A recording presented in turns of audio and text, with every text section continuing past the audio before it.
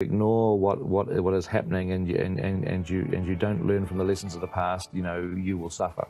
Well, we didn't want to put any of our own, certainly in terms of the thematic material, we didn't want to put any of our own baggage. I mean, we had no interest in putting our messages into this movie, but we thought that we should honor Tolkien by putting his messages into it. Tyrannous reformation of the earth, our place.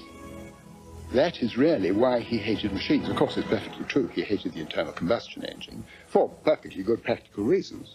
I mean, noise, congestion, destruction of cities, and many people greatly agree with him now. Into a secondary world that may not be very much more pleasant, but is at any rate very different. And there are terrors as well as beauties in the secondary world. And why should what he offered, if it is escape, not be the escape of the prisoner, which in other contexts is regarded as a very noble thing to try to do, to get away? There is no such thing as a natural death. Nothing that happens to man is ever natural, since his presence calls the whole world into question. All men must die, but for every man his death is an accident. And even if he knows it, he consents to it, an unjustifiable violation.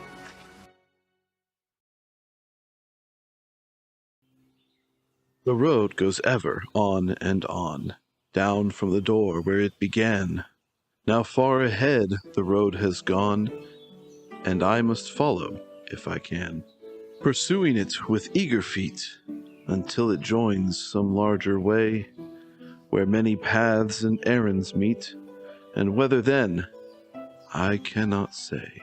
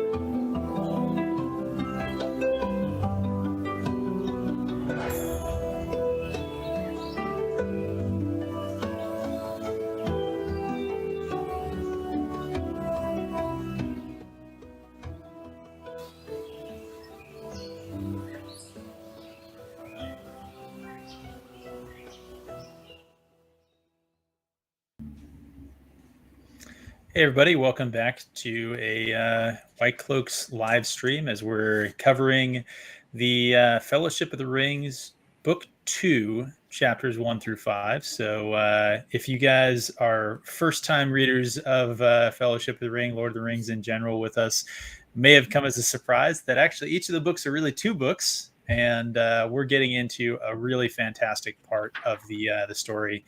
Probably one of my favorite segments of the book series. Realistically, I think it's just really amazing. So hopefully you guys are enjoying the read with us, and I'm looking forward to hear your guys' thoughts and the thoughts of the rest of the panel here. So without further ado, I'll introduce the other fellow White Cloaks here first. So Dane, how are you this weekend?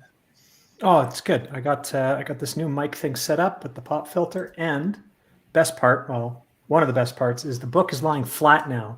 We've gotten far enough that I don't have to keep holding it down so that it doesn't close again on me. So, yeah, I'm really excited. That you're looking like a real streamer over there, which is a little bit concerning, honestly, for kind of our whole vibe, to be honest. I think, but that's great. Sorry. Also, gosh, your book looks really awesome. Hold that up just one more time. You like the gold leaf? It really is like you're reading, like that's like the Holy Bible over there you got there, which yeah, maybe. What is the thing? There's only one book that is outsold Tolkien, which is the Holy Bible. Isn't that the case? In the 20th century, because I don't want to argue against Harry Potter anymore. Oh, that's nice, Gadfly. That's The Hobbit. And, of course, Lord of the Rings as well. Nice. Good book porn.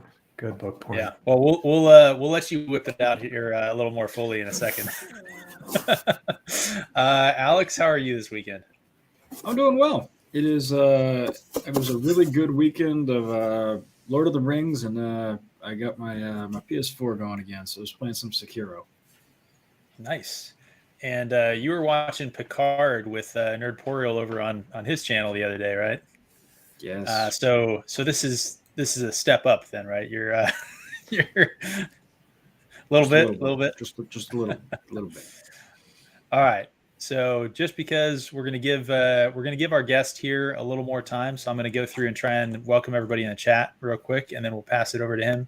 So we got Dempsey, we have the Nerdporial Lifeform, who again provided us with our intro video, was a guest with us last time, and all around good dude. If you haven't already checked out his channel, subscribe to it, all other stuff, do so. Let's see. We got Matt with us here. I think he's been with us every single week, so we really appreciate you coming back. And you got some pretty deep knowledge that's been a lot of fun to share as well. Daniel, always nice to have you on. Had you on last week for the first half of the movie watch. Nathaniel, I already had Dempsey in. We got Lady Balefire calling us all a bunch of hoes. I appreciate that. Hey, we work hard for the adoration and love of our fans. That's what we do. So, hey, everybody who's here watching us, thank you so much. We really enjoy having these conversations with you guys, and we enjoy having these conversations with our guest who's coming on today. Member of the Discord. He is a supporter and subscriber for our channel. And we're really happy to have him on. He's probably one of the most knowledgeable people on this series that we've talked to, or at least that I've talked to. So Gadfly Fiction, thank you for being on with us. And you want to just tell us a little bit about yourself and your kind of history with this series. It's glad to be on, just chatting about this shared love with actual fans who are devoted to the material. It's always nice to share those moments with people. So the first introduction I had to Tolkien was when I was a wee little rascal. The Hobbit was read to me at bedtime, right? And it was such a striking story to me. I loved it so much that the next year, I think I was grade 2, so I think that was 94. I think I went to the library and I picked up The Lord of the Rings. I couldn't understand most of it, I was like 7-8 years old or whatever, but ever since then, pretty much every 2 years, I read the entirety of Tolkien's published works, and it's just it's one of those heartening things, especially like that clip in the opening about the escapism being the escapism of the prisoner, the noblest escape. I've got a younger sibling who's low functioning, nonverbal, severely autistic, so a lot of struggles there. And reading these fantasy series like Tolkien and Robert Jordan, you get a lot of it's just a wellspring of emotional release in there, seeing the nobility of spirit being presented on the page to you when you're going through some challenging moments. It really hits home and sticks with you for your life, essentially. Wow, that's pretty moving stuff. I feel like we've heard a lot of people in our conversations over the years talk about some of the books we've talked about. Obviously, we mostly talk about Wheel of Time on this channel, but fantasy in general. And the ability of good storytelling to connect with people and really resonate can't be overstated. So thanks for sharing that. No, I just want to share one other thing, though. Oh, yeah. This is more book porn. Oh, well, that's I mean, that's really what we're here for. Like, we It's the sort of talk sometimes, but like collection of David Yeah, well, Day's we're- The World of Tolkien. Ah, Very that's nice. nice. Let's see Badass. on each of those. And Are if you can those, see the embossed imagery there. Are those leather bound? Like, what kind Yeah. of? Yeah. Nice. And they've got the stuff on there. Very good. And then on the insides, Love just this. like almost every other page is a illustration or a chart of some sort. Wow. History of Smeagol. This one here, like, it goes through his entire life in step-by-step formation. So these are fantastic accompaniments to take along. Not particularly cheap, but I mean, it's beloved. So Yeah, just a little thing to take with you on a weekend holiday or something. Just kind of tote that around. just a little bit. If you want a smaller thing, The Adventures of Tom Bombadil, collection Very of nice. poems. Nice. There's some good poems in what we're going to talk about this week. Some really good ones. Unfortunately, they're a little bit longer. I tried to pull some from the audiobook to put out as some shorts on YouTube to just kind of put there to, get some interest going in the stream or something. But they're all a little too long to cut down to the kind of minute short. But yeah. Okay. So what about sort of the section that we're reading today? I think we talked about this briefly before we went live. It sounds like this section is pretty important to you. One of your favorite sections, right? Yeah. The Council of Elrond, that sort of discussion and debate that goes on back and forth. It's one of those bits where you can really start to pinpoint like Tolkien's philosophical mindset, and it's almost stylized in the sort of Socratic dialogues of Plato, right? Like, one person presents an idea, somebody presents a counter idea, and then there's a discussion and debate on the merits of them. I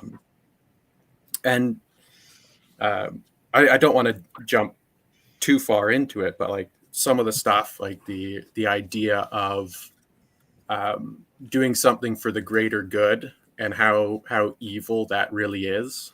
I mean, a little bit pertinent to today's sort of message. Yeah. But even just before that, if we want to start at the very beginning of Frodo waking up, right? Like that's, and the sort of connections that go on there. And just remembering beforehand, the shining light of Glorfindel. Yes. Literally, like, making the ring wraiths decide they would rather effectively commit self-deletion by jumping into the river than to face Glorfindel, right? Yeet. Yeah. It's Yeah. a pretty good section. Pretty good section for sure. I'm also going to have to complain about your pronunciation there. It wasn't nearly high enough pitched on your Glorfindel. Yeah, no, I'm not going to let that one go. No, Glorfindel is too much of a badass character to allow his name to be mocked. Okay, all right. Couldn't agree more, man. Yeah, Gadfly's throwing down. I think that may be actually why we decided to say it that way. We're trying to establish our sort of our credibility in the hierarchy of dominance. We're saying like, yeah, I mean, this Glorfindel guy, I mean, he's pretty badass, but he's no Alex Green. That's all we're kind of saying here. I've been Team Glorfindel for a while, and then I listened to the audiobook and I just about threw my phone. It was that bad. It was, yeah. Yep. Okay. Before we get into the books, just because it's kind of breaking news, I think a lot of people in the chat have probably heard about this. So we're just going to bring it up real quick, and then we're going to go into what we're actually here to talk about, which is obviously the books. All right, so everyone here has heard about the announcement of new and upcoming Lord of the Rings movies, right? Yep.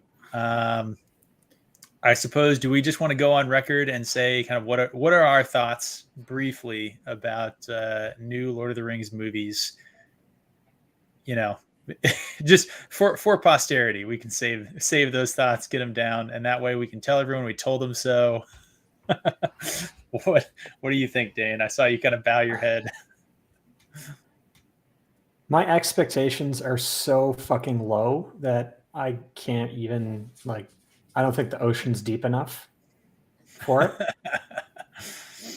That's the first thing. But broadly Well, speaking, as we know from this section, there are things that dwell in the deep oceans that might be able to be used to drag things up. So yeah, you can't hide it in the bottom of the ocean. So my expectations are low, but that being said, I thought the Hobbit movies were terrible, and I wouldn't mind seeing someone try another stab at it, if anything.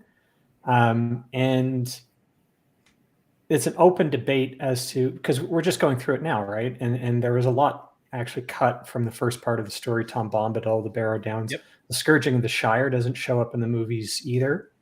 Yeah. So there are certain elements that, okay, if they were going to redo Lord of the Rings, but include everything, and maybe include some more things that kind of get glossed over or buried in the appendix, if it was done right, maybe I'd be interested in it. But it's 2023, and my expectations are at the bottom of the sea. So, no, don't do it, Warner Brothers. You can't make anything good anymore.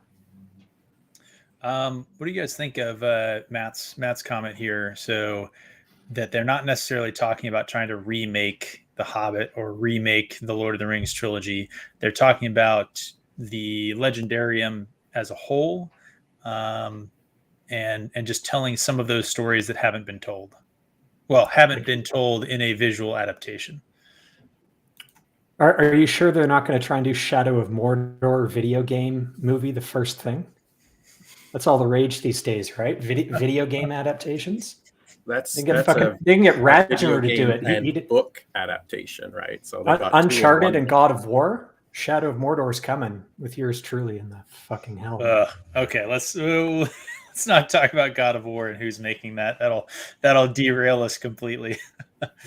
So you're maybe on the same page as Daniel. It sounds like that you think the Hobbit movies were so bad that they could try and do better on those ones, but otherwise low expectations. Yeah. Alex, what do you think? I think Matt in the chat has a pretty poignant comment. The Warner Brothers War of the Rohirrim animated movie, I think, is going to tell us a lot, because I feel like it is easier to make an animated movie than it is to make a live action movie. So if the War of the Rohirrim is good, I will be cautiously optimistic. But until I see that and until I can, verify that it's good, I'm kind of with Dan. My expectations are hanging out with his at the bottom of the ocean here. All right, I'm going to bring up this comment from our cameo, because I think this probably summarizes my views on this, and then we'll let Gadfly weigh in, and then we'll get back to it, the real reason that we're all here. So yeah, the Peter Jackson films were a perfect storm. They did have their issues, which we've talked about. We've talked about at length in the Discord. If you're not a member of the Discord, go join. There's a lot of good conversations and discussions ranging on lots of different fantasy IPs, but the Tolkien chat is pretty vibrant, and a lot of really smart people in there. So yeah, unless Hollywood has learned something, then they're not going to be able to match the success of those movies.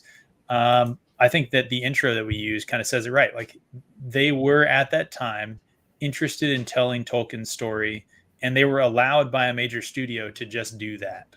And I'm not sure that the ecosystem, the creative ecosystem that existed in the late 90s, early 2000s, I'm not sure it exists anymore. I'm not sure that people are interested in the story that Tolkien was trying to tell, the traditional morality, the actual, binary sort of good and evil, the the idea that there is in fact a good and that it is superior to evil, and that those two things can be defined and are at war against each other. Those are concepts that I Let's not I don't forget, think are Hollywood didn't make those movies. also true. New Zealand did, right? Yep. The most California thing about those movies was Elijah Wood. And even that, like, Elijah Wood had to go on a lobbying campaign to even be considered for the role, right?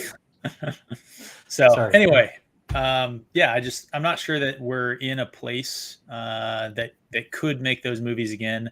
So I, for one, I hope that they don't touch any of the stuff that was already made. Although I am on record with Dane. The Hobbit movies were so terrible that I think I stopped watching after like the first 15 minutes of the first movie, and then never looked at any of them again, other than the memes that came out of them. Gosh, those movies! Every time I see any scene from them, they're all bad. So they could try again on those. Like you can't do worse than those movies already. So that's where I stand. And then Gadfly, you're chuckling. So I think they could do worse than those movies if you really asked them to. Absolutely. I think you guys are far too critical of the Hobbit movies. Like, are they bad? Yes. But are they Rings of Power bad? No. Yeah, I was going to say, I suppose in a post Rings of Power world, in a post Rings of Power world, they done changed the game. Yeah, there are tiers of separation between Rings of Power and the Hobbit. Yeah. So, okay. Gadfly, I apologize. I interrupted you. Shoot your shot. No. But I think I'm on board with all you guys. I think I have zero confidence in them being produced. But there are so many good stories in there, and valuable stories for people to read and get the messaging of, that it would be nice. But the studios, the executives, all that stuff really, really have to prove to me that they are wanting to adapt Tolkien as opposed to appropriate him, for me to be on board. Because that's what's happening with all these various adaptations now. They're just appropriating the author's work in order to sell their own messaging. They're not adapting the author's messaging at all. I think that's probably as good of a statement on where we could end this as we might want. So are you guys ready to start in on many meetings? Let's do it. All right. Gadfly, I feel like you are certainly the most knowledgeable on any of these chapters of any of us. So, and it sounded like you had a lot of stuff to talk about in terms of maybe these first two chapters that we read, really the Council of Elrond, but probably many meetings as well. So give us the 10,000 foot overview on what happens in these first couple chapters, what happens in Rivendell, and then let's start talking about, what our reactions were, what we thought was important, what we liked. Yeah. So the book 2 starts with Frodo waking up, which makes sense because he passes out at the end of book 1. Yep. And then you learn through his conversation with Gandalf what has happened and what has transpired, and you kind of learn bits and pieces of some of the other characters in that discussion, and then you get to the feasting where Frodo gets better, and you see the Hall of Elrond, and that presents to you the greatness of the elves, which is a key point in this section. As we progress on, I'll elaborate on that some more. But you get to see like the peace, the joy, the prosperity, the security of Rivendell in those bits, and you're introduced to some other characters, and this is where Frodo states that it's the first time he's seeing Gandalf as a lordly figure, right? And that's an interesting one when you see Gandalf sat up with Elrond and Glorfindel and Arwen up on the top, and Glowin is there as well. Yep. And you have that tense bits of conversation between, like, they're happy conversation between Glowin and Frodo, but they're also tense because neither of them really want to get into why they are there, and so that's setting you up for like some things coming down the road. And then you get the reintroduction of Bilbo and that happy reunion there, and you get to see Bilbo as he's a spunky old man, right? Like, and I love Bilbo in these passages. He's such a great, charming character, right? Bilbo in this passage is where we get the first, really long bit of poetry in the couple chapters that we're going through today, and pretty fantastic. I mean, I'm still blown away. I think it was Alex, you were saying that there are people who think that the way to read Lord of the Rings and way to read Tolkien broadly is to skip the poems and the songs and just read everything in between. I am still completely blown away by that. I feel like when I was reading this, like, I read the poem like twice and then I listened to it. That the poem has so much going on, and like even just the context of it is great too. There's the line, is it Strider that tells him basically like, hey, if you have the cheek to tell a story about Erendil in the House of Elrond, you're on your own, man. Like, I'm out. Put in that line about that green gemstone, though. Do that, but then otherwise, I got nothing to say to you. And I loved like that little thing where like, yep, the elves, they love their poetry. Bilbo, honored guest, he's doing his stuff. But there's like a little bit of like, hey, the elves they're still the elves. They're still not they're not the same as everybody else. They got their own stuff going on. Man, I really love that poem. Sorry. What do you guys? What were your guys' takes? I think that the conversation with Aragorn there is one of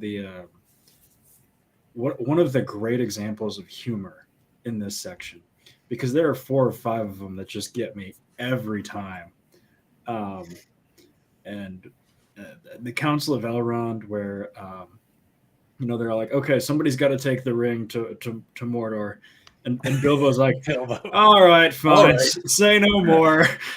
Expert coming through.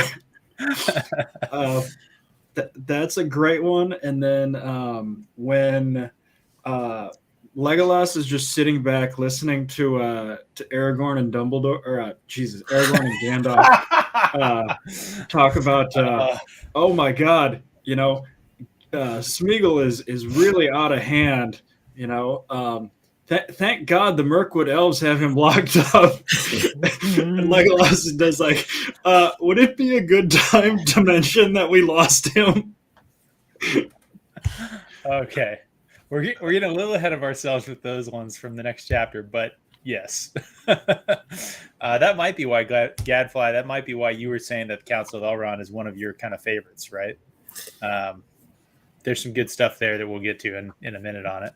Yeah, it builds off of a lot of the stuff that actually happens in this chapter. Though, like the poem Bilbo recites, like that's a poem about Elrond's father.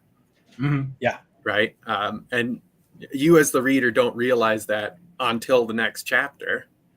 But then like the mythology that's presented in there as well is massive, right? Like Círdan is the shipbuilder. Yep. And he's actually a pretty damn powerful elf in his own right. Like he beat off the Witch King of Angmar, right? Like defeated him in battle, right? Which is massively impressive. And he's there at the council as well. Yes, he is. Yeah. And it's so it's just this is just a chunk that's building off of chunk, building off of chunk, building off of chunk. That's really showing the depth and richness of Tolkien's world, right? Yep. So, Gadfly, you're the expert here. Círdan is the elf that's so old he had a beard, right?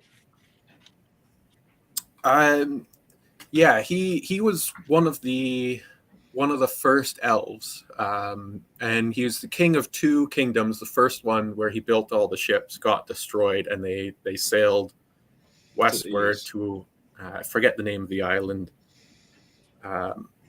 and then had his kingdom there. But yeah, he's been around for ages. I think he was I'm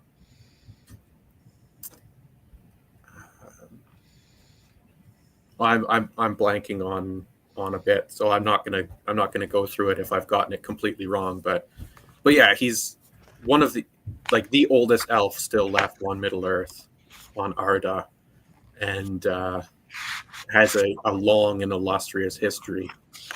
Yeah, and he wasn't there. He sent an elf to represent him, right? So that's what Matt is saying in the chat here. I also thought that he was there, so I'm just kind of flipping through here. I don't have like a searchable version or anything like that to try and see if I can't find anything that might actually say. Yeah, it says Galdor on an errand from Círdan. Yep. Okay. The reason that I know he wasn't there, other than Matt's comment, was every time Círdan is mentioned in any other work of Tolkien always marvels that Círdan has been on Arda for so long that he's an elf with a beard, which, like, I don't know why I always found that to be very amusing. That, elves can have beards, they just have to be like very flowing and graceful. Like, even the beard has to be beautiful. If I remember correctly, I think Elrond in the Rankin Bass production of The Hobbit had a beard, but that's the Rankin Bass, which I loved as a kid. The Gollum in that is terrifying with the way Brother Theodore voices them. Yes. Okay. Well, we're already kind of getting over to the Council of Elrond, so I think that there's maybe a couple things that are worth bringing up, right? So we mentioned that Frodo and Bilbo meet. We get pretty similar, I think, actually, to the scene that we see in the movie of Bilbo's face kind of changing in the way that Frodo perceives him as he looks upon the ring and starts to kind of envy it, right?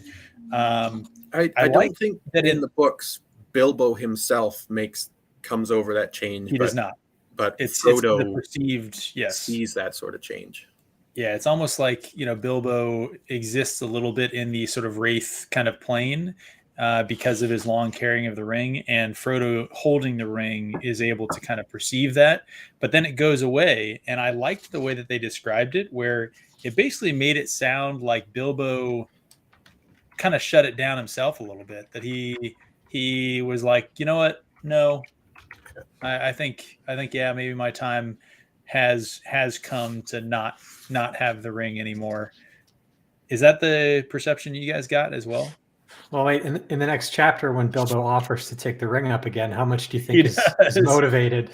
Yeah, by his desire to get the ring back. But I think these two chapters in particular help inform the reader of what they just read.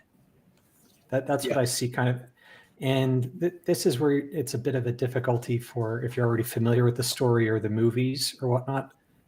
Does it feel kind of info dumpy here? Now, yeah, but it's still wonderfully done. Like, this is the way you do it. You do it with a big meeting, lots of characters seeing each other for for the first time or in a long time and explaining what they've been up to, right? Don't just say begat, begat, begat, or this happened, that happened, and leave it kind of in your introspection, but have characters discussing matters, build your world in dialogue. So yeah, I like it. It's very, very readable. I agree as well. There's a little bit of, and Elrond said to the entire council and the dumbass readers who are reading this for the first time. This would be a good fourth wall break if they were ever to adapt this. They could do the what is it? The line from like Spaceballs where like Mel Brooks turns to the camera and is like, "You got it, good." Well, this actually really shows Tolkien's inspiration of his style coming from the epics, right? Because the epics were initially, and even after they were written down, were still an oral performance from some person to the audience, and so you get that sort of stuff. And you also have these things called stock scenes in the epics, where it's essentially the scene, the stuff that happens is by rote, but you eliminate the names, and so one of the most prevalent ones is the arming scene, where it goes through a person and his arms and armor, right? And you could pretty much write one off the top of your head. So if you were performing it to an audience, which generally means the wealthy individuals of the society you were in, you could ad lib one of their ancestors into the story very easily, right? And so this section of Tolkien feels a lot like the sort of surrounding epics, and you can see some of these bits, they have that same sort of flow and rhythm that you could almost switch individuals out, and it still would be presented in the same way. But it serves a very good purpose, because I think all the questions that you get as a reader, even having read this before, and I think we're migrating now really into the Council of Elrond, but when they're trying to decide, okay, where does the story go from here? What are we doing? Because it was chase, got to our place of safety. Now we need to sit down and reassess. And as I was reading through the Tom Bombadil stuff again for the first time in a long time, I was like, why the hell didn't the ring just stay here? And boom, it gets addressed in the Council of Elrond. Like, that's a bad idea. I did love that. I did love that. That was definitely Tolkien, exactly what you're saying. Where like the reader is going to question this. Why doesn't it just go to God in the wood and he's going to hold on to it? Why don't they just sail on a boat and drop it down to the bottom of the ocean? It's like, well, that's not really going to save any problem. Can it stay in Rivendell? Maybe, but that's not a long-term solution. Can we use it? No, this thing will corrupt you. It'll destroy you. But what's the one thing that we believe Sauron's not going to anticipate, because he cannot think like this, is that we are going to set out to destroy it. So great. It's a good scene, because it's one of those ones where it's you just take the time, digest, process everything that happened, inform the wider story about what's going on in the world, and then have your characters deliberate and come up with a plan. So, and it also reveals the nature of characters as well, right? Like, there is the scene in the movies that I don't particularly like, which is Boromir, Gondor has no king, Gondor needs no king. That's not present in the books at all. He does take to Aragorn much more. I mean, he has a couple questions where he was like, hopefully the heir of Elendil, inherited some of the sinew and not just the sword, which I thought was like actually a very good, a great line. Like it was, acknowledging the person, but also stating doubt in a way that's not necessarily an insult, but is also at the same time like, don't expect that you can just, come over here to Gondor and we're all just going to simp for you. Like, Yeah. you better prove yourself. I thought it was great. Yeah. And that's the nature of like everybody, right? Like with sort of Tolkien's mindset of the world, and what I believe most people's mindset of the world should be is like, you can look at somebody and have respect for whatever their origin situation is, but they still have to demonstrate. They still have to prove. They still have to encapsulate those qualities you're looking for. And in the nature of a king, right? Like in a war against evil, you have to be a strong king. You have to be a good warrior, a good military leader, right? Yeah. I will say what I did like about the book that wasn't present in the movie is the response to the, by the blood of our people are your lands kept free. And then Aragorn basically gets up and is like, bitch, please, do you know what I'm doing out in those woods? Fuck you. It was kind of interesting because it's not that safe up here. He basically dropped the, like, I've literally been keeping the whole Western land safe since literally before you were born. I've been out here swinging a sword and killing orcs and doing stuff since your daddy was a little kid, which is a pretty fun. Yeah. The A Few Good Men speech. You want me on that wall. You need me on that wall. Yeah. All right, so hey, we're like very fully into. So we'll state it for those of you watching. So this is fully into the Council of Elrond. We've kind of rolled into it, which the two chapters really do very much roll together. It's from one day to the next, with really just Frodo and Bilbo staying up late swapping bedtime stories until Sam comes and collects them. Is kind of the only thing that happened between the two. And so the Council of Elrond goes in, and they start having all these conversations. So.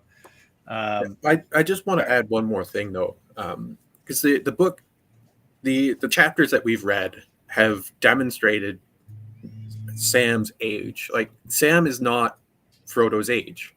Sam is a younger hobbit. He's what we would equate to being a teenager, essentially, and that's an important aspect for Sam and his character in the stories.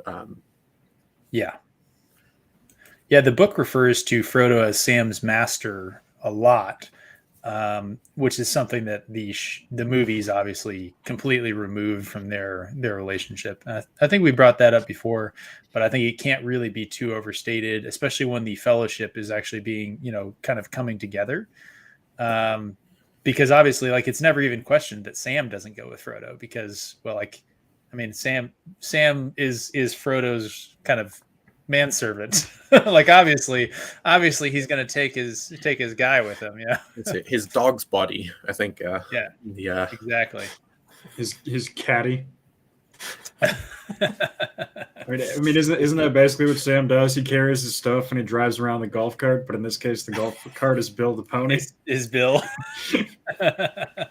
He develops a strange attachment to the golf cart. At least until we get to the mines. I do too around hole 14 or 15. Okay. Man, so the Council of Elrond. Basically, everything gets discussed here, right? Yep. We did bring up before, and probably worth bringing up again. Bilbo's like, all right, yep, give it to me. I'll do this again. Been there, done that. Just a quick jaunt. with his whole chest. Didn't even think about it. But the key important part there is the Gandalf mentioning the ring has moved on, right? Yep. Like, if you take up the ring again, things won't go nearly as well as they did last time, where Bilbo was able to give up the ring, right? Yep. But then also, you have the story of Saruman here. Yeah. Yep. With Gandalf and his imprisonment, and Saruman the many-colored. Yes, which was not in the movie at all, and I think is actually a pretty I do think that is a significant change that is worth talking about, just based on the concept that I think you alluded to before, of what some of the parts of this story tell us about the world.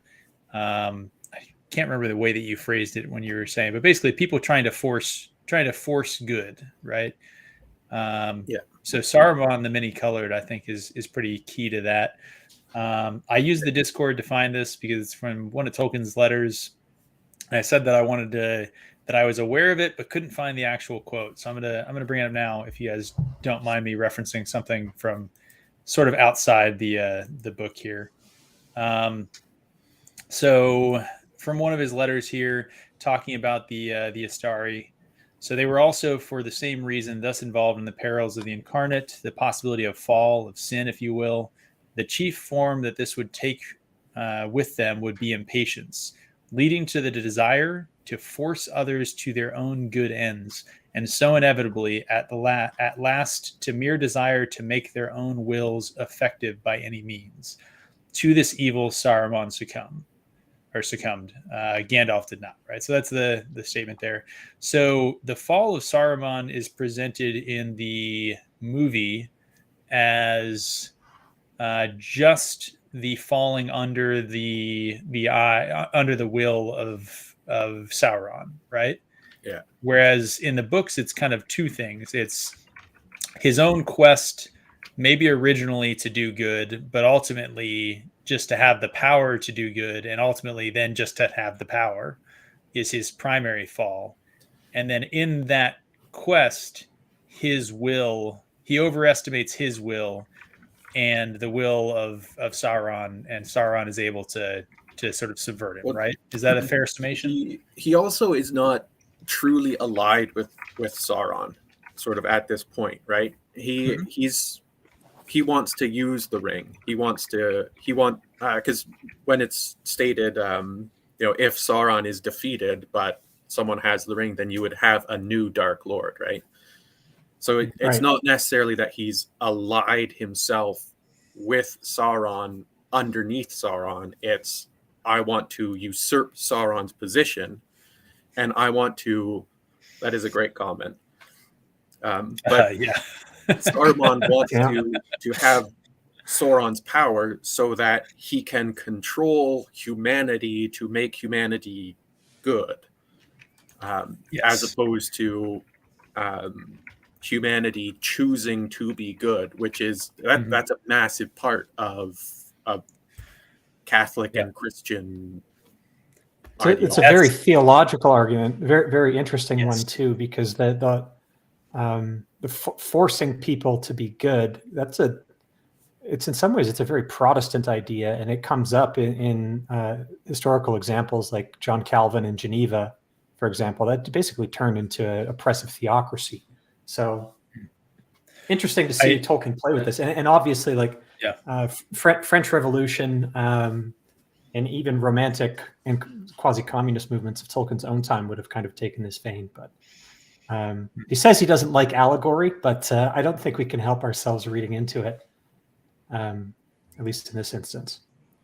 Yeah. Also, I think Robert Jordan liked this chapter a little bit, between the robe that changes colors to blend into the background, the sort of existential commentary about free will and goodness, and there was one other thing.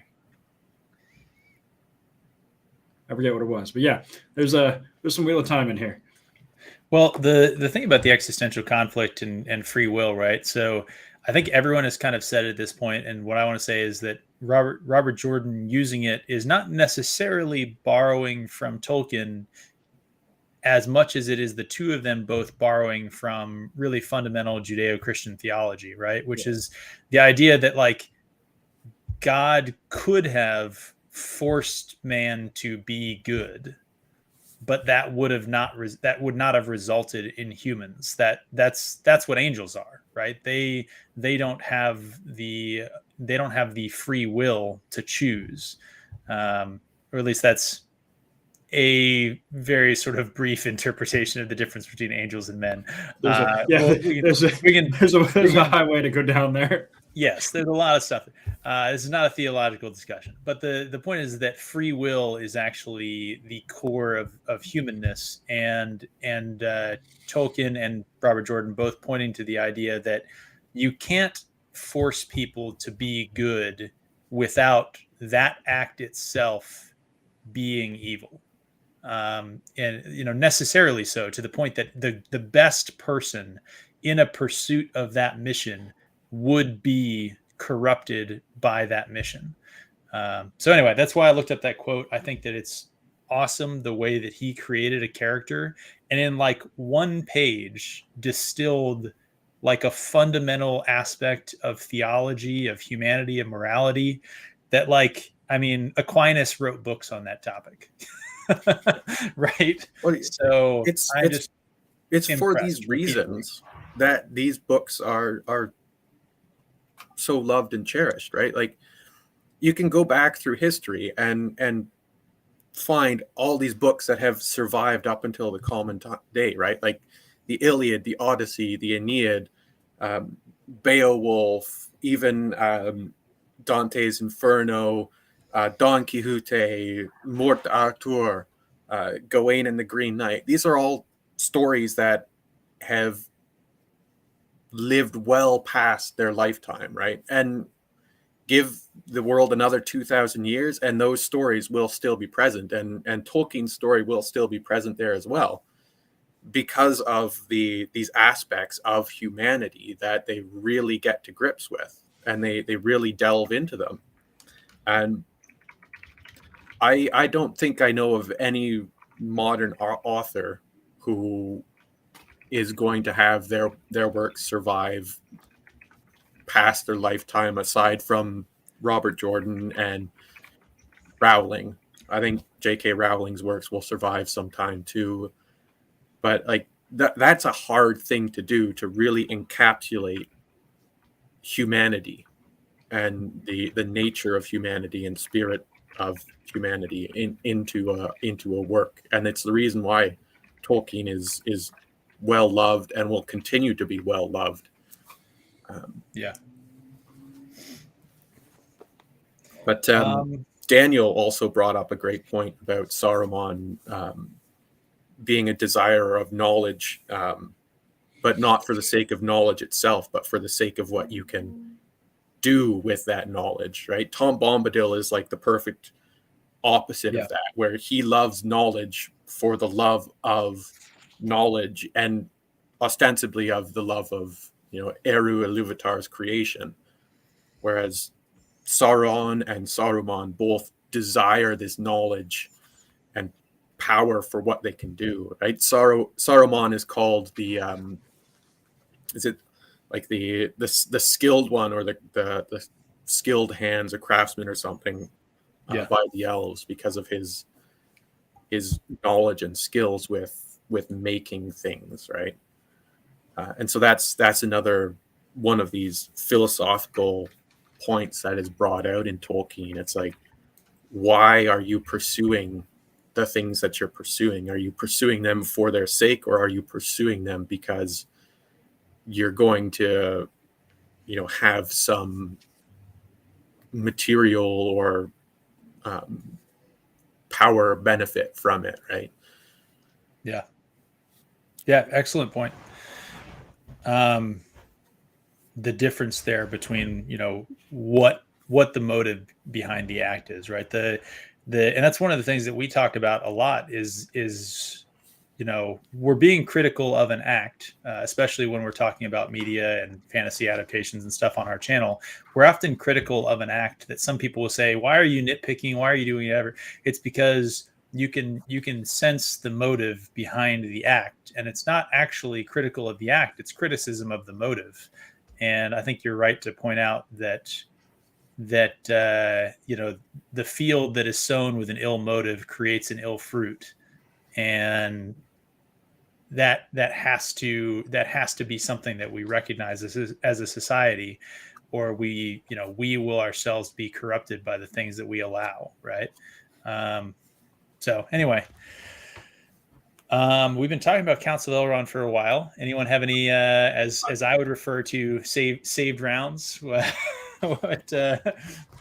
I just have one more thing that Please, yeah, is important to point out here is with the introduction of Glorfindel and his power, the power of Elrond and the elves, the power of Círdan, and all of that sort of history that we've gotten. And we also are aware now that the elves are leaving Middle-earth. Yep. So we are now at this point where we are seeing this power that was capable of defeating and pushing back the evil is now departing, and it's now being left to men, just regular mortal men, and dwarves and hobbits. But hobbits are smaller men.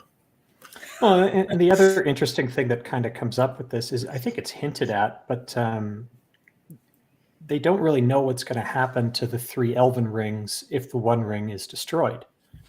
Yeah. And it's strongly suspected that the power itself will wane, and those rings are, at least I believe, Elrond's and Galadriel's. Like, it's not mentioned here who those ring bearers are, but at least Rivendell and Lothlorien are in part being maintained by the power of those rings. So are they all kind of seeing, yeah, we're fading, we're leaving this land, and if all goes well and the One Ring is destroyed, well, our 2 main enclaves that remain are probably going to fade away as well. Well, it's also Gandalf's ring as well, right? Like, he was gifted the ring by and so but Gandalf isn't using his to preserve an area, is he?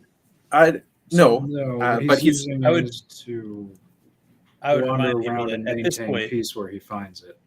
Okay. Remind people at this point we don't actually know. So in the story, we don't know who bears the rings. In fact, Elrond kind of, like, somebody asked the question, like, "Hey, what's going on with those rings?" I think it might have been. We don't talk like, about that shit. And Elrond was very much like, the first rule of Fight rings Club. are you don't talk about rings.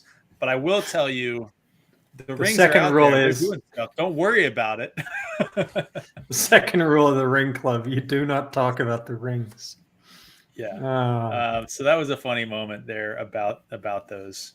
But yeah, the fading is an important part of this, which goes to something that I kind of want to bring up. So Gandalf speaks the words graven on the ring, which I'm not going to attempt to say because it's written in the tongue of Black Mordor, tongue. and that would, ill news and all of those other things. It'd be a curse and all those things. I don't want to invite that on myself.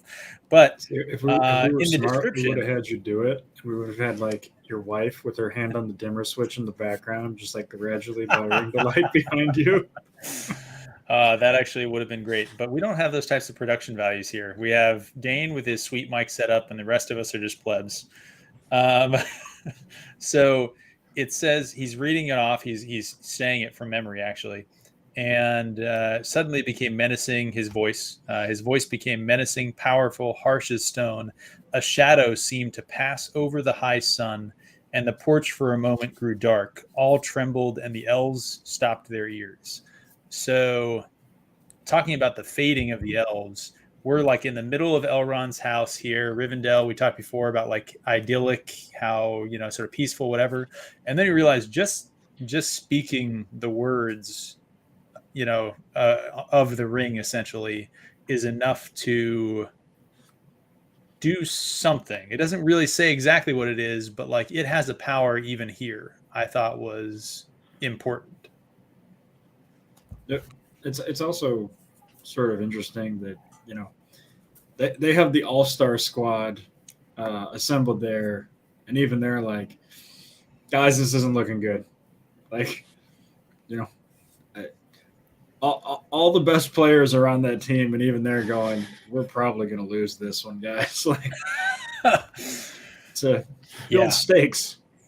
Got Wilt Chamberlain, we got Kobe Bryant, Michael Jordan's in the house, Larry Bird, Scottie Pippen. How do we not fucking win this? Yeah. Yeah. But it's also important to note that it's the Gandalf also admonishes the idea of succumbing to hope in this bit where he's like, like we have one path, so we have to go in that path, and we have to hope for that path. Yeah, where is that line? That was such a good line about how, despair, no. I can't find it, so I'm going to try and say from memory, essentially. Someone says, like, we have nothing. How do we not fall to despair? And he says, like, no, despair is for people who have no hope. We have a course, and while that course is very difficult and, may yet fail, like, we have a direction to go forward, and that is not a place of despair, which I thought was also sort of a very Catholic kind of view, right? That like there is no despair in the world for Catholics, because there is the one path, right? And while it is the narrow way, it is the way, and that's kind of Tolkien's point, and it's right? also looking forward to the ultimate victory as opposed to a temporary victory, right? Which is it's a good life lesson, honestly, that the circumstances of the present are not the circumstances that you should really concern yourself with, that leads to despair, right? Focusing on the future and how you can accomplish those ends is how you move on. So I think Daniel is saying it pretty well there, that there's always the way forward. It just depends on, you have to be able to face it. Anything else you guys think that we need to cover here before we take the ring south? Just a shout out to old man Butterbur. Yeah, spent a good amount of time clarifying that guy is not a bad guy. Well, he's also smarter than Frodo gives him credit for, and Gandalf like makes old that Farmer Maggot. makes that statement. You definitely don't give enough credit to these people. But just another one of those things where it's like, you don't really know somebody after a brief interaction with them. Yeah. All right. Ring goes south. The ring goes south. They stay a little bit in Rivendell, which is not in the movies, right? But it makes sense. They send out scouts, right? So the Rangers, some of the elves of Rivendell, they go out, sort of, all of the directions, scouting out to see which course is best. Well, they're also looking for signs of the ring wraiths, right? Yes. And they find the bodies of most of the horses. I think five of the horses, they find their bodies. They find a black cloak in a sort of turning of the river, right? Knew you would focus on the horses, Pips. I would say, rest in peace. It's not their fault that they were bred and corrupted. I got a quick question for you guys. What is your take on Merry and Pippin getting added to the Fellowship here? So that's like a discussion topic, right? Because I think the Council of Elrond ends with Sam intruding in on the meeting, and they have that funny little quip that I think applied to all of the hobbits in the movie, but it did. Only Sam in the book. And then they decide kind of that they're going to do 9 companions to kind of match the 9 ring wraiths. Some people's inner monologue are talking, well, are we going to get an elf lord like Glorfindel to come along with us? But ultimately, Merry and Pippin kind of argue their way onto the team. Why do you think that is? Like, why would Elrond allow that? That's kind of what I want to ask. Wouldn't it make more sense to get another badass warrior in the group? Pips first.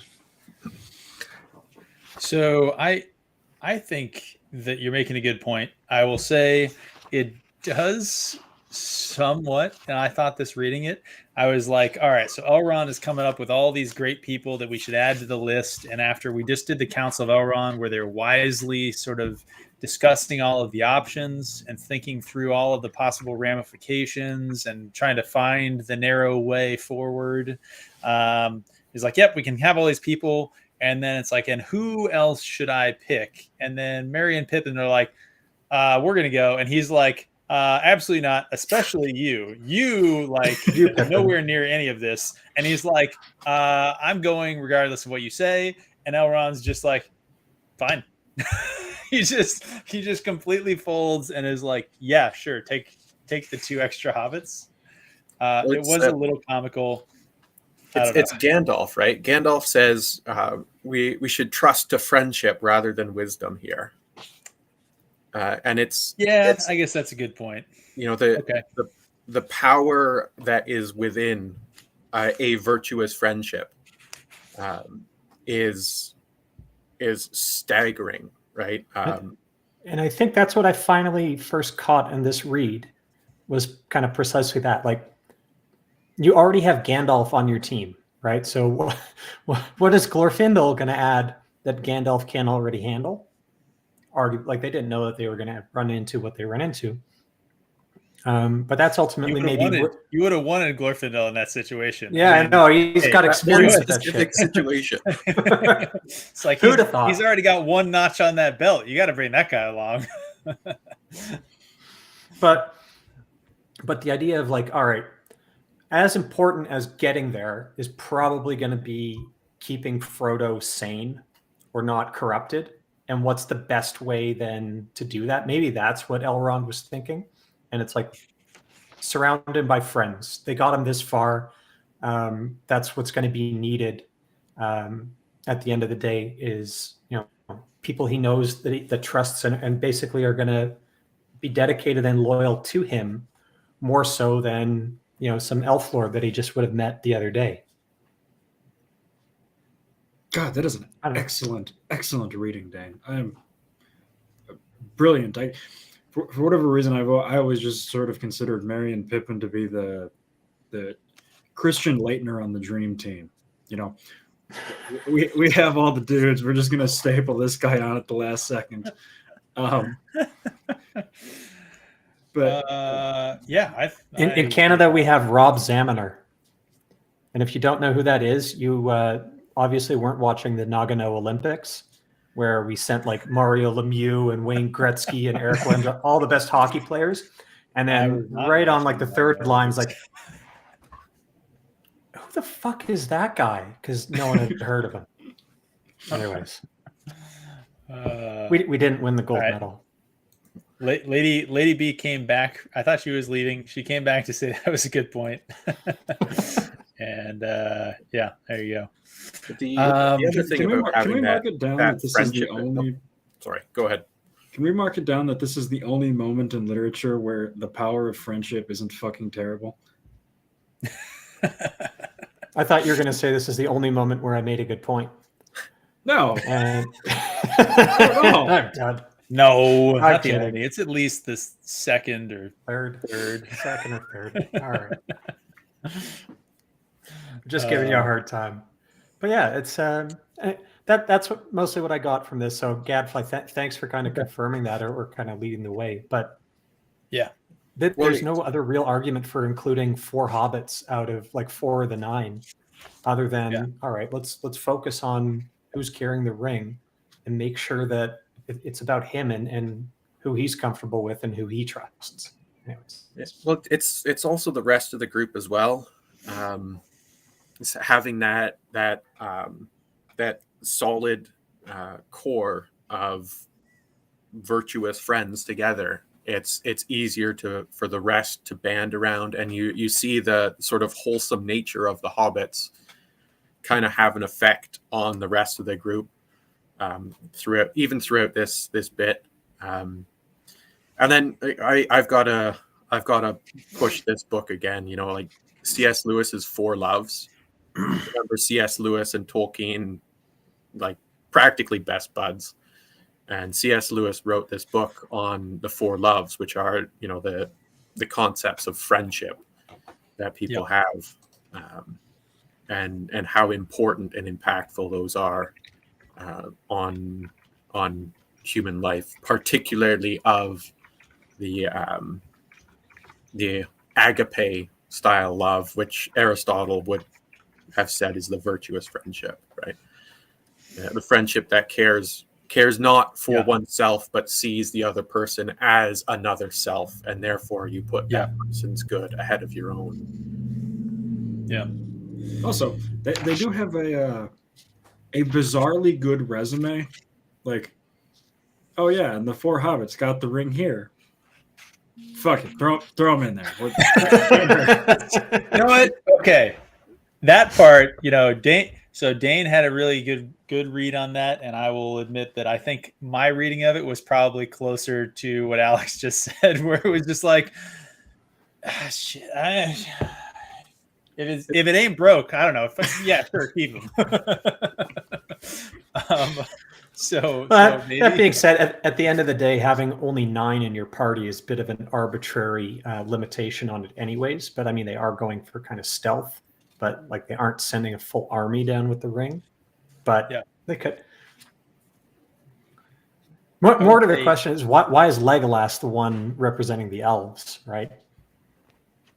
Like Legolas is a badass character, but I'm like, another horrifying question. I just thought he also already lost Gollum. Are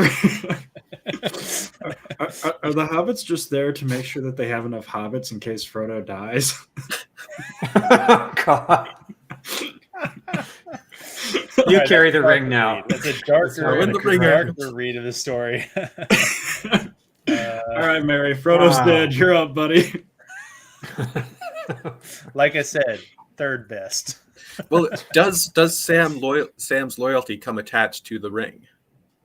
Yeah.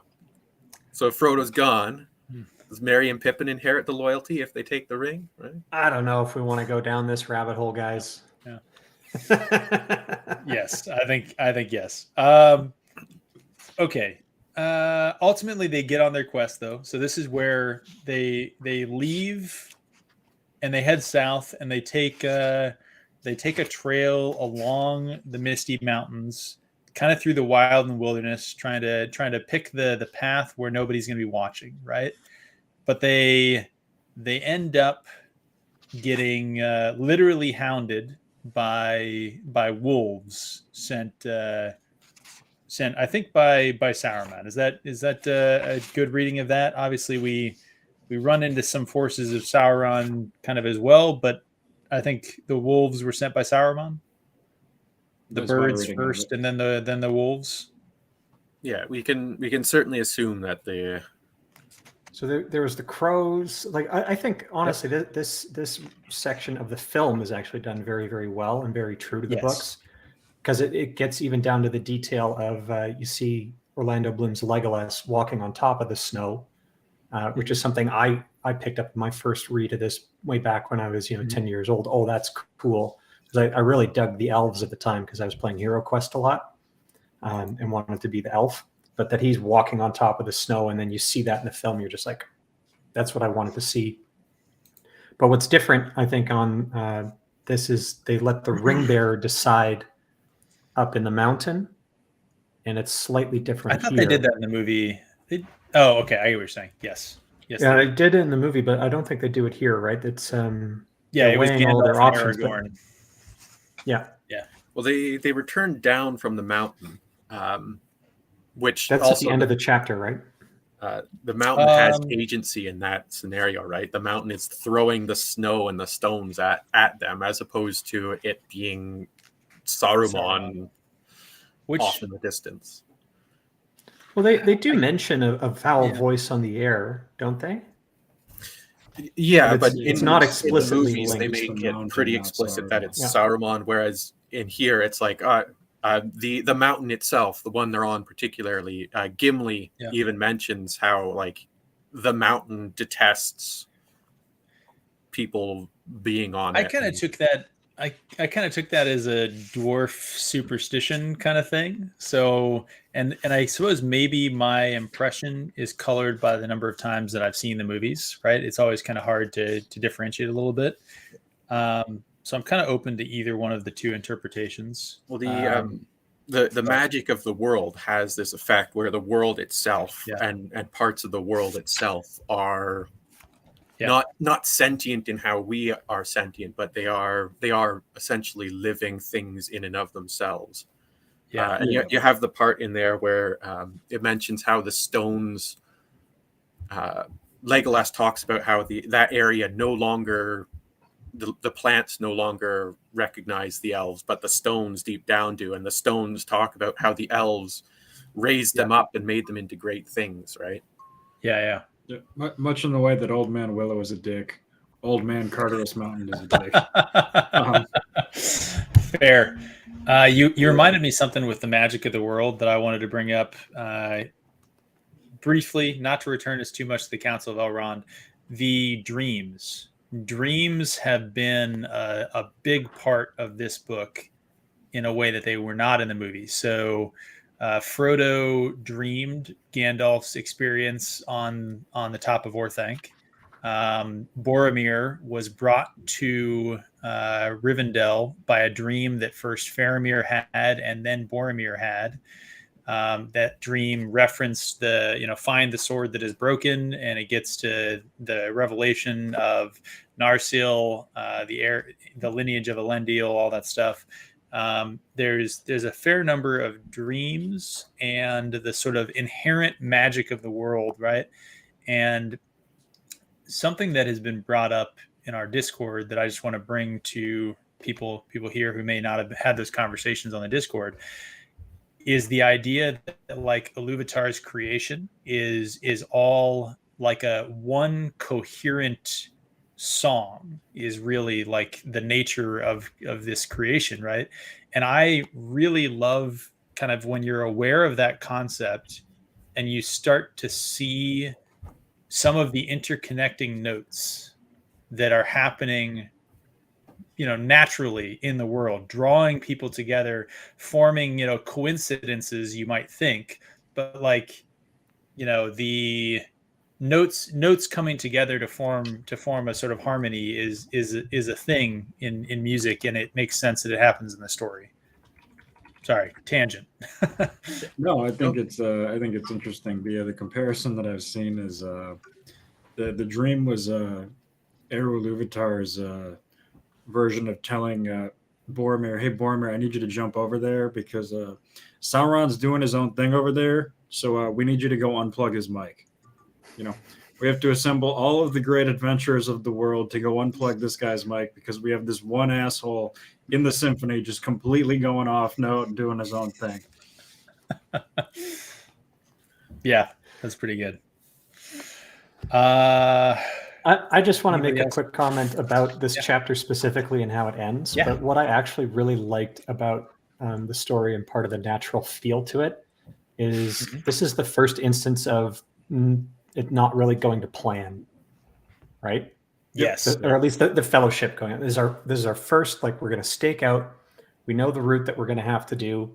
And we're going to cross the mountains here because we're going to come down the far side. We got to avoid the Gap of Rohan. We're going to avoid wandering for a year down in Gondor, etc.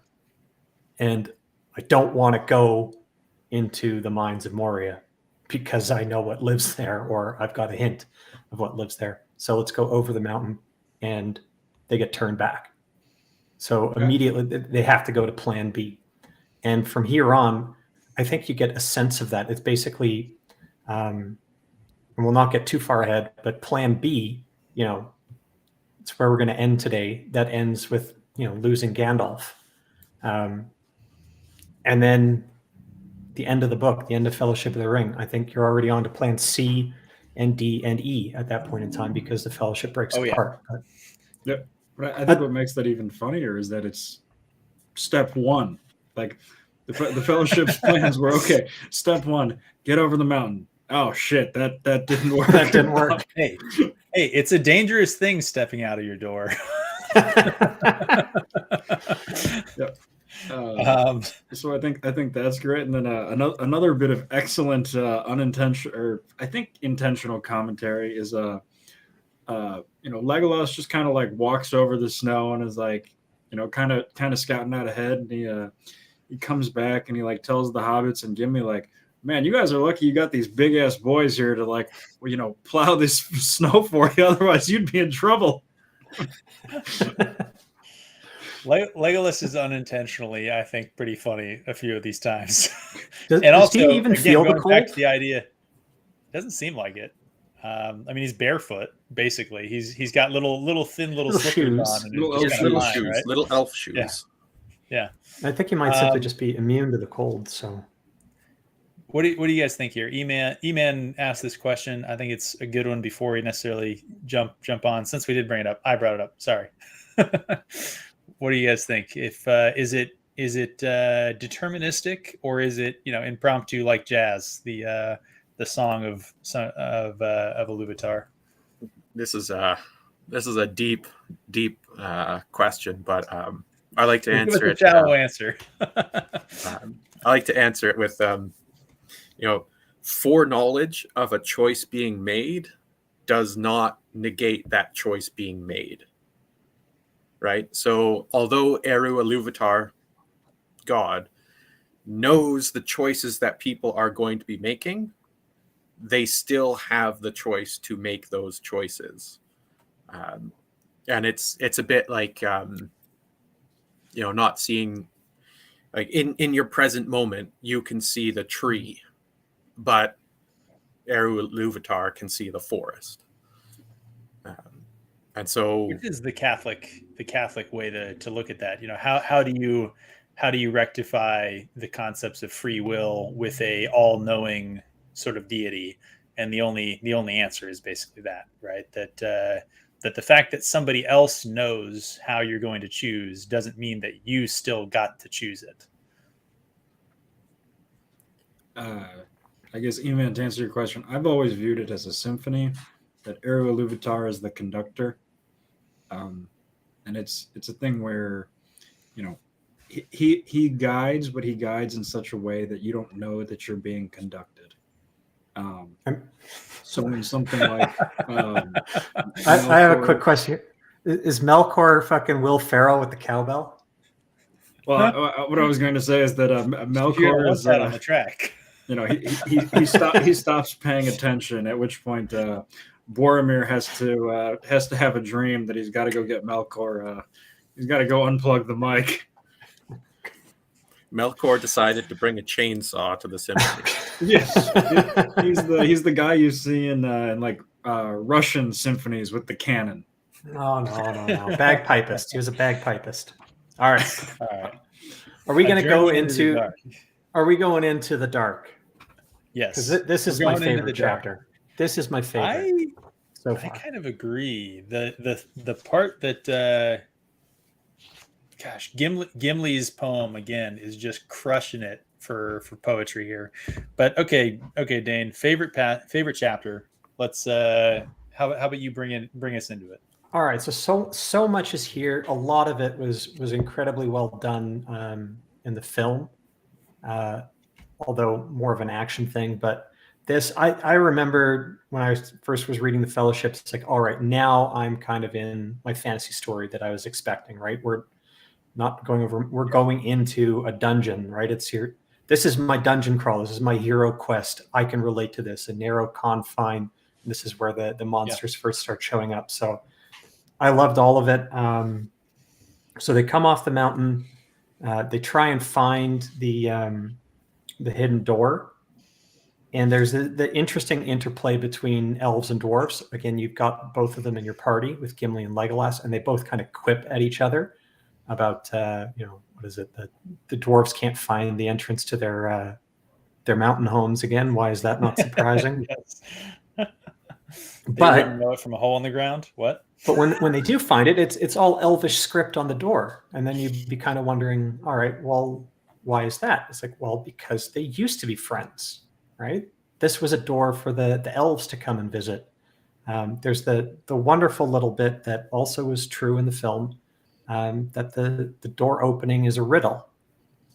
And what a good way to kind of harken back to that fun element of The Hobbit with the riddle and the wordplay. So at least on this early section, I liked, and then you throw in the added bit of terror, which is that multi-tentacled watcher in the water that basically forces them into the mountain. The wordplay thing is also a fantastic little bit for linguists, particularly the linguists who, I kind of follow in Tolkien's footsteps. I have ancient Greek, Latin, and Old English, but I don't have like 20 languages. But so often you can translate something just slightly differently, and it changes the meaning, right? Mm-hmm.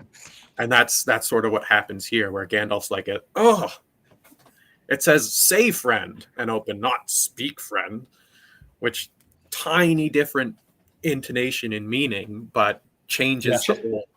Should have had quotation marks, though. I was going to say, how pissed was everybody in Rivendell going to be if the fucking Fellowship died because Celebrimbor forgot to put quotation marks around the word friend? And there's another fun little bit of this edition. We got some great Tolkien art. That's supposed to be the Creature of the Trees. It's of Moria. Yep, it's the forest of stone. Yeah. Very cool. Yeah, that's a funny thing. I forgot to put the quotes in. That's a good point. I liked the way that he sort of answered it, right? So he's sitting there, he's he's going through all of his stuff. He's kind of like, dang it, I have no idea. And then his point is that basically it's absurdly simple, like most riddles when you see the answer. I loved the callback to the riddles, given how the ring sort of got onto this path. I don't know. I feel like that was a really great way to do it, where he's going through all of this knowledge, and then, like Gadfly said, that it was just like, oh, it's kind of a riddle, and it's pretty obvious when you just reading the text explains the text. Was good. I do agree with Dane, though, that I think that this section was really well adapted to the in the movie. They cut out some stuff. I don't think we see the dogs at all, the wolves. We don't see the wolves. We don't see them defending themselves on the hilltop, which was a great scene, which I think, again, Robert Jordan might have stolen the when Moraine gets really huge in the town of Baerlon. Some Gandalf on the hilltop vibes. But man, I think they did a good job. What do you guys think? I think they crushed it. And the lighting up of the door in starlight or moonlight, is beautifully filmed. But I think almost every edition of Lord of the Rings, even the paperback, will come with this picture in it of the door, right? So yep. And I think they emulated it down to to a T. Well, so that's one of the things that shows precise, the care that went into that. Yeah. Like, we're gonna get the magical doorway entrance into this other place, right? I mean, we can all point at a certain other adaptation that failed that completely, right? With the ways, like. That's such a simple thing. We don't want to talk about the ways. You're gonna trigger us, dude. Come on. You're gonna trigger us, exactly. Okay, so they get inside the Watcher, right? I think that's the only name that we get for it, right? The Watcher pulls down the trees and kind of the mountain, the rocks around it, right? Pulls down a bunch of stuff. And the way behind him is closed, very much like in the movie. Gandalf, provides some light, basically. Like, oh man. Well, the one thing the book does here, though, that is slightly missing in the movies is when Gimli mentions that the the river, which used to flow proudly, is no longer flowing that way. And that's the first indication that something's not right in the mines, right? And then you go and you see that the deep, dank pool that wasn't there previously. And so that's and then Frodo has those feelings of it being something sinister. But overall, It's Frodo who says, "Don't disturb the water," right? Yeah. And it's Boromir who's doing it, not like Merry. It wasn't Merry. Yeah. And there's some little tweaks that they do in the characterization that I think are sometimes interesting when you think about, why they would have taken the stone throw into the water and taken that from Boromir and given it to Merry or Pippin, whichever one of the two of them. Well, also it's Gandalf who solves the riddle. Like, he stumbles upon the answer Frodo at the end, and Frodo does it in the movie. So it's giving kind of a boss moment to Frodo. There's a bit of which is good. They took away the one at the ford, right? Like we talked before in our conversations about how Frodo is diminished a little bit in the first half of that movie, right? So I did actually note the same thing and I liked that change in the movie because of the way that they changed the stuff before. They had to have Frodo do something right. Like, he had to have something. And the other change is, maybe we can debate this a little bit, but Gimli is not the Moria cheerleader in the book here that he is in the film, right? Because he's egging them and telling them, like, why don't we just go see my cousin? Because he's probably got this bumpin' kingdom, and we're going to have raw meat off the bone and malt beer and roaring fires, and we'll have a royal welcome, and it'll be great. Yes. And then right as soon as they get into the mines and they see the skeletons and they see the goblin arrows, I mean, Gimli has his moment of grief right then and there. But in the books, it's a mystery, right? They don't know what happened.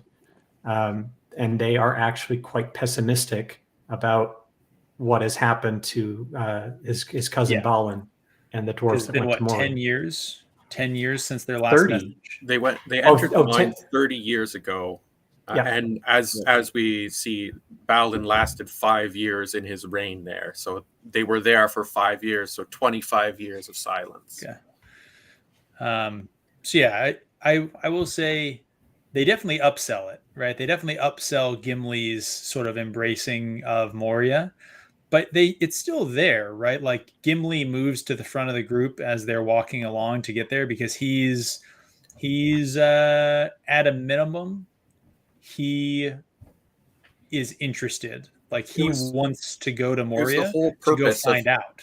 It was the whole purpose of his visit to Rivendell, right? Very good point. Was to figure out what happened to Balin, and that was part of it, right? Because they were also getting messengers at the Lonely Mountain from Moria, asking after a ring, and particularly a hobbit that they used to hang out with. Yes. So I think there was a bit of a connection, but if Gimli wasn't going to join on the Fellowship, he was probably going to go to Moria anyways, just to go have a look-see, right? Yeah. That actually brings up another point here. So the Fellowship was not explicitly stated, and in fact was explicitly stated to the contrary, was not explicitly like a ride or die, all the way to Mount Doom kind of thing, right? It was like, Gimli will follow you along until kind of he gets back to his folk, and Legolas might stick with you until he gets to Lorien or Mirkwood. And Boromir and Aragorn they're going to Minas Tirith, which is like kind of, it's kind of on the way. It's like they're not like a fellowship as much as they're like carpooling. Well, it's also the idea of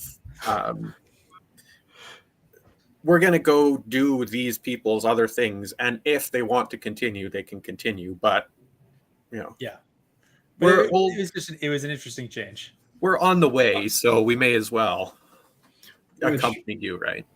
I think was a great change in the movie, because I always found it to be a little bit ridiculous that there were a whole bunch of people like So we're gonna dip halfway through the quest to save the world. We got shit to take care of at home. Gimli left the I think I stove left on. the stove on. Pips, Exactly. you and I have been talking too much. I'm stealing Pipsisms. Oh man, that's so good.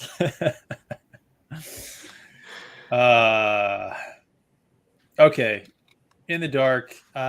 Mary, was it Mary or Pippin who dropped the stone down the well? Pippin, and in the film, he's the one who tweaks the skeleton, Yeah. and then Yeah. that all goes down too.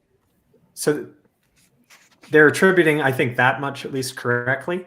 One thing I do like about the books is we don't get the Toucan Sam line about always follow your nose. Follow my nose. He does set it up pretty well. Yes. Yeah, it's the air isn't that foul was- over here.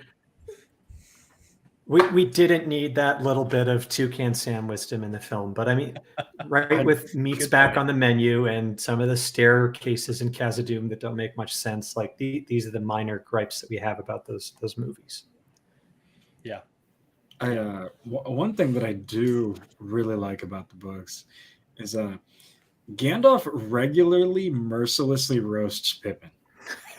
Throw your head a couple times in this chapter. Just throw your head against it, Peregrine Took.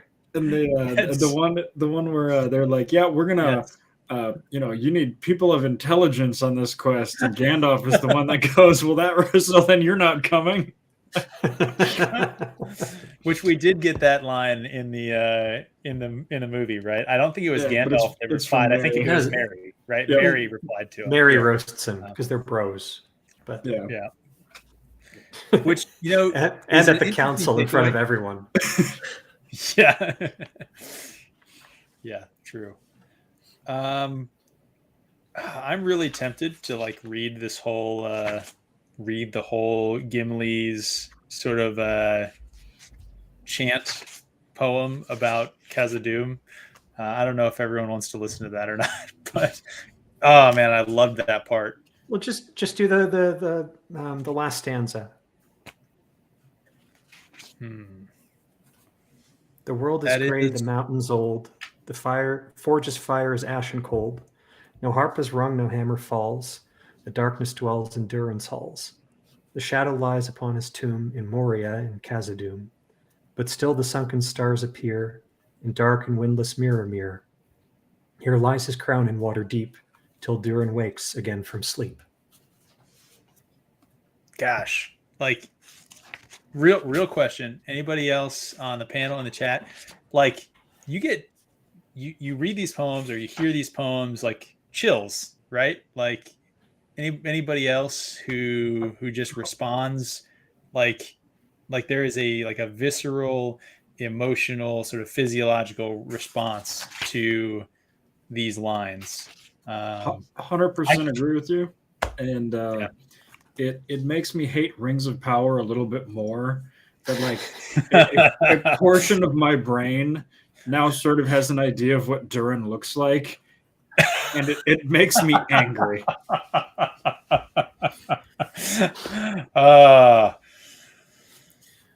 Yeah, you're gonna have to memory hole that somehow. Yeah, now all I can think of is Durin on top of some fat black chick, and it's just terrible. All right, well, we're just gonna go to the chat. Give me the meat and give it to me raw. Chills. That's what she said. Yeah, it's again, to me, really stunning that there are people who think that you skip the poems. I honestly, I want to meet one of those people and just ask them, why not just skip the book? If you're yeah, I mean, the book would be good except for all this shit poetry. Dude, go But the crazy thing is, go they're watch Real Housewives. What are you doing reading Tolkien? they're not crap poetry either. They're No, really fucking well bangers. structured and well presented, and they're every I mean 10 of 10 on all marks, right? It's building the world.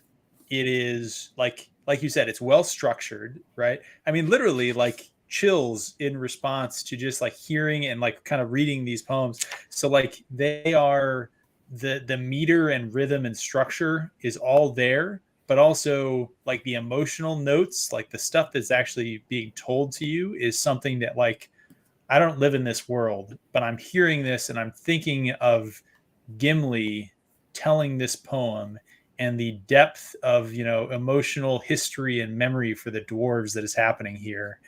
It hints to things that it doesn't tell you, right? Like it builds the world, but it tells you like the edges of stuff that it's not saying.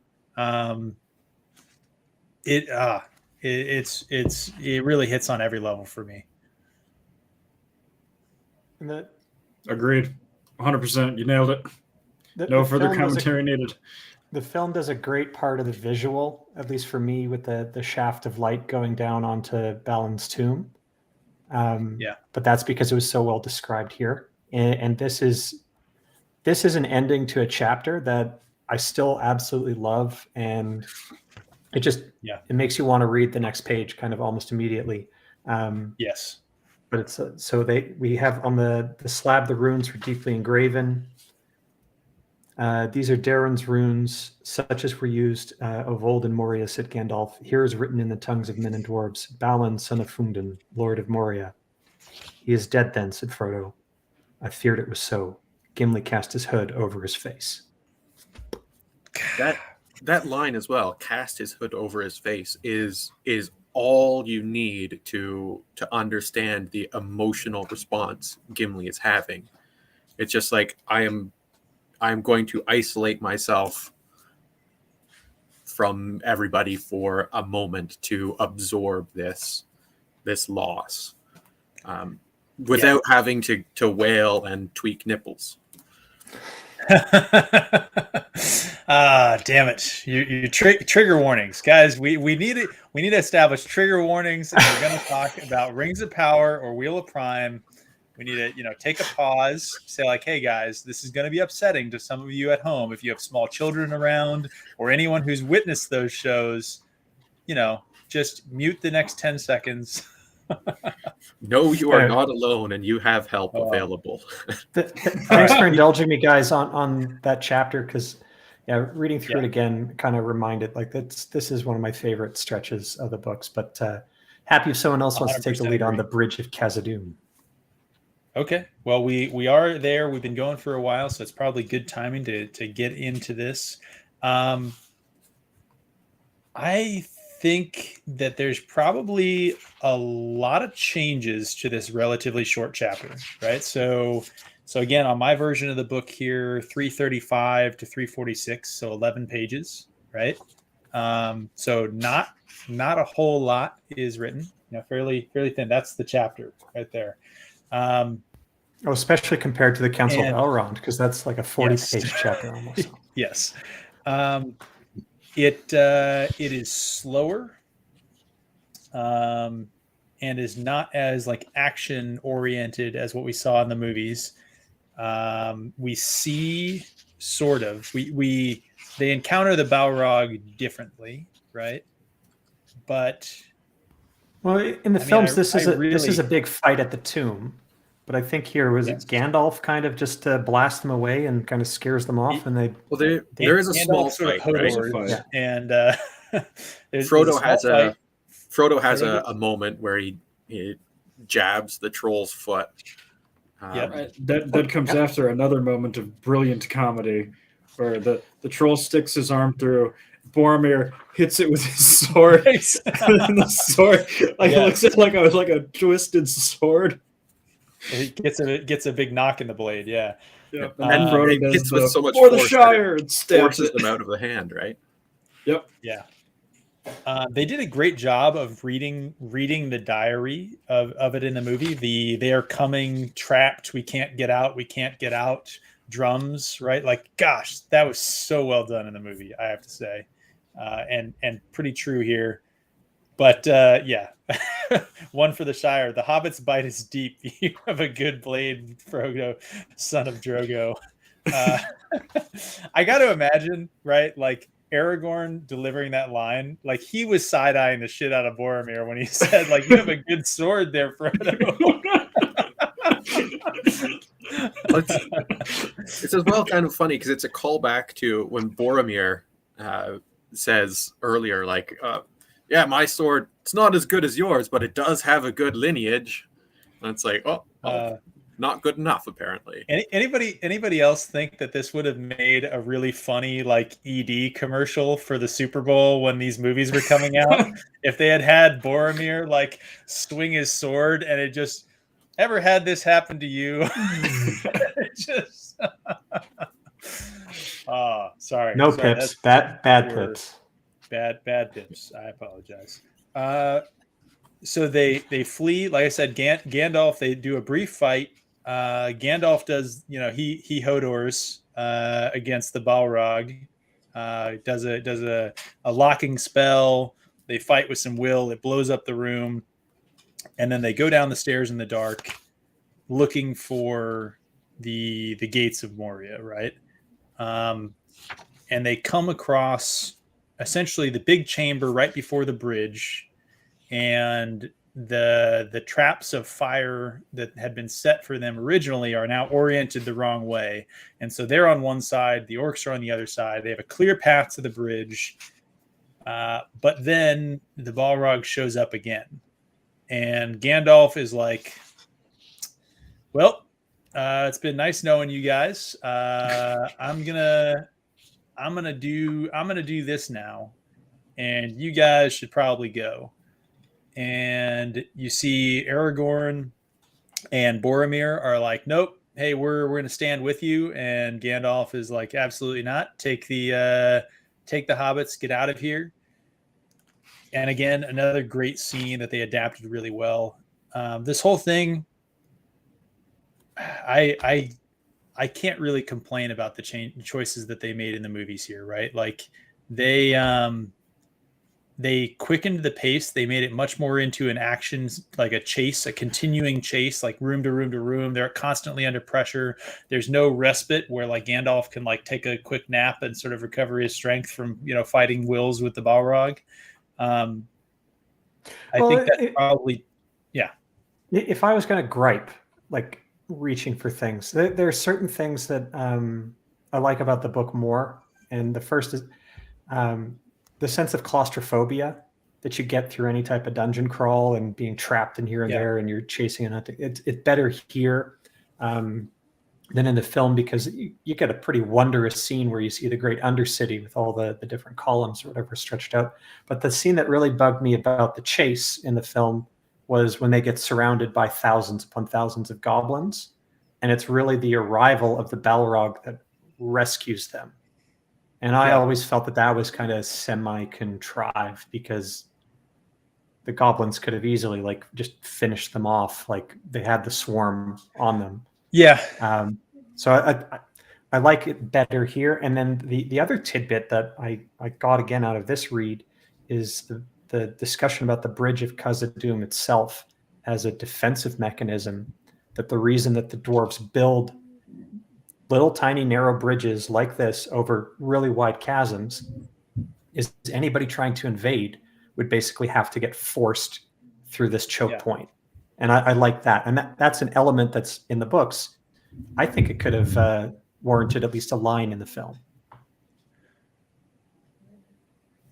I will 100% agree with you about the first part. And I'd kind of forgotten how that scene goes. We haven't watched that part of the movie yet in our sort of rewatch, right?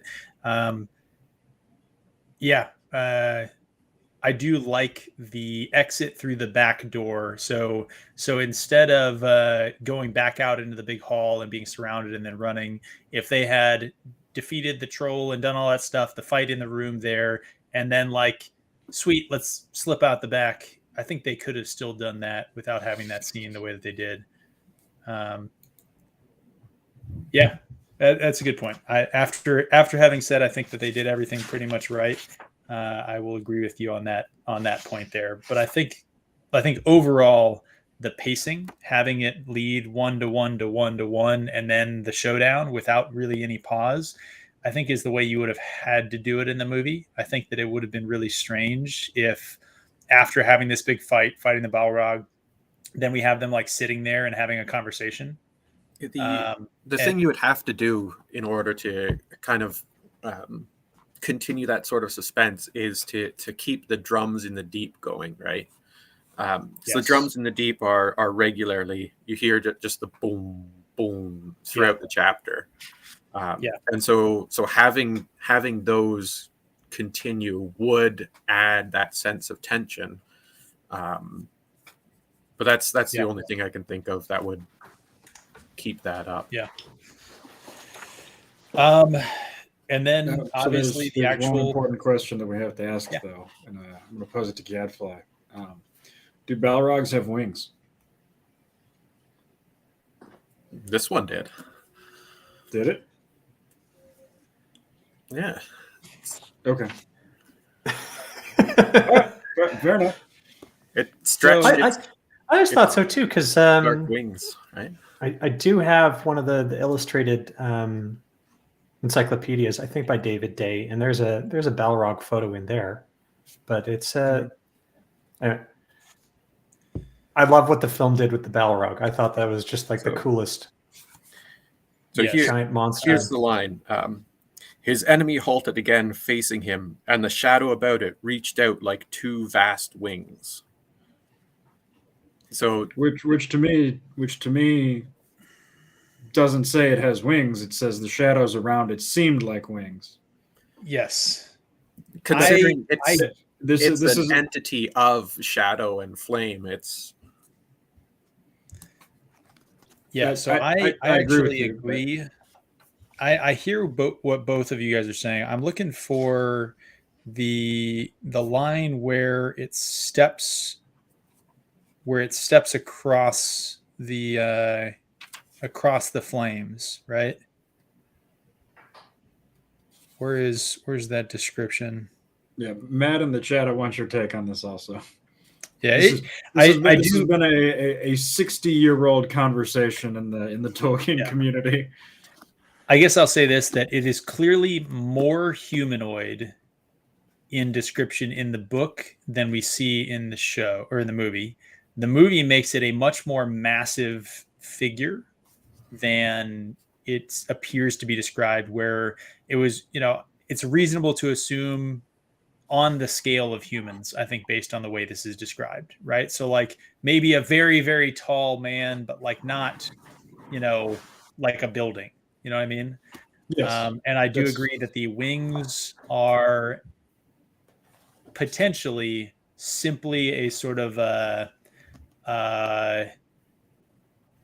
illusion or a perspective or just colorful language to kind of describe the spreading darkness of the sort of power kind of emanating from the Balrog. But I still got very much the image in my mind. I don't know. Here, we'll bring Dane up. Okay. Yeah. So this is the illustrated encyclopedia.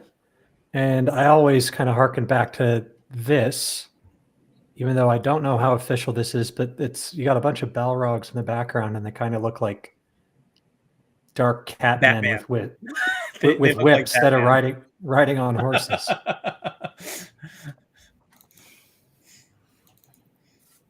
I thought they looked like Batman. Sorry, I don't know. So, they had capes. I agree with you, Pips. They do look like Batman. Up here. So that was my headcanon for a while, but I was pleasantly surprised by the film. But again, that's spectacle and whatnot. And at the end of the day, he does fall down the chasm, and he pulls Gandalf down with him. Yep. So if he's got wings, they're not really good for flying. Yeah. Well, they don't fly in the Silmarillion at all. No. But it's they're because they are entities of shadow. The shadow that they manifest is part of their entity, if not part of their body. Yeah. So it's a yes and no answer, I guess. It's yes, they have wings of shadow, but what wings of shadow means, whether they're like vampire bat wings or whatever, not likely that. But Can Okay. I say that I think we probably all agree that the Balrog in the book did not physically have wings. But we can probably also all agree that Peter Jackson's Balrog looked bad as fuck. Yes. Fucking great And looking. I think we can allow a rule of cool here and just say, yeah, it was freaking awesome, and that's probably It was intimidating. If we got the Probably- Balrog out of David Day's encyclopedia here, that kind of looked like a cat man with a multi-headed whip, it wouldn't have landed well. I don't think. no. wouldn't have had the same sort of presence. Yeah, especially because I think Dane, well, I think all of us have said at some point here, the book's minds are much more claustrophobic, right? So in the movie, the area around the bridge is massively open, right? Like a hollowed out mountain, right? The whole thing is just open space. And Yeah, so it would have been almost comical to have like a even vaguely kind of man-sized, threat. You needed the one that did the, kind of crawling out and sort of expanding to fill the space and all of that. Like that was really well done. Oh shit! And let's not forget too that that whole really long sequence in the film where they are going down the stairs, and was it Aragorn and Frodo basically have to ride the semi-broken piece. That wasn't in the script either. It just says go down some stairs. So that whole sequence, action sequence, was not even written. It just kind of came about as they were filming it, and it created one of the better action sequences. That you can argue here or there whether or not that should have been included. Yeah, but I like Yeah, you got a fun little line like no one tosses a dwarf, and then it came back a little bit later. Call back to it. Yeah. yeah, It's good. I guess the only complaint that I sort of have is like Dark Souls has broken my brain. So when I see a sort of a big boss like that, I'm actually less intimidated than if it was just like a 7-foot tall guy. Like, I don't know if you guys have ever played those games, but you walk into a boss room and it's like, oh, thank God, a giant statue. Whereas it's like, oh no, it's a human-sized guy with a long sword. I'm going to die 80 times here. So I don't know the Jackson Balrog. Well, what would happen if you're playing a game and then all of a sudden a hobbit shows up and he's got a little sling? Oh, dead. Probably dead. Just quitting right there. Because it can undoubtedly teleport. There's going to be 9 secret. phases to it. It's going to cause like 50 different status conditions. Yeah, absolutely. That sling is going to have bleed, poison, freeze, and sleep. It's the secret of Tolkien's selection of the hobbits is that he is the mind behind Dark Soul. He was like, no, what you're going to want to do is find the most unassuming sort of individual. That's the dude who's going to accomplish the mission. He's going to survive. I do think it's very important, and something that doesn't get talked about enough is Tolkien's impact on sort of Japanese culture, and that a huge number of anime and manga are sort of directly taken from the legendarium, just because they read the shit and were like, this is dope, I want to animate this. Yeah. Well, isn't stuff like even like Vinland Saga? That's a big manga. My buddy's got that on his shelf, but that's an existing Icelandic saga that someone's just decided to draw out. Yep. But presumably it's through Tolkien and Tolkien's influences that then got them reading a little bit further to say, okay, well, what was the inspiration for this? And then you go and read that. So, yeah, I could see that. Well, I mean, we're at the end of book 5 here. Obviously, Gandalf, does the you cannot pass, right? Does all that stuff. He gets drugged down, and very well done in the film. It's become my headcanon, right? It's one thing to like be a kid and kind of read "You cannot pass," and the orc stood still. I am the servant of the secret fire, wielder of the flame of Arnor. You cannot pass. The dark fire will not avail you, flame of Udun. Go back to the shadow. You cannot pass. And then have Ian McKellen deliver that exact same dialogue. And now when I read this, I'm hearing Ian McKellen, not what I originally had. So that's testament to how good that performance was. And the fact that they used so many of those lines, like lifted completely, and that they preserved so much of not just the world setting, scene, whatever, like literally Tolkien's words and language, his voice was preserved in those types of moments in the film. Yep. Again, chills.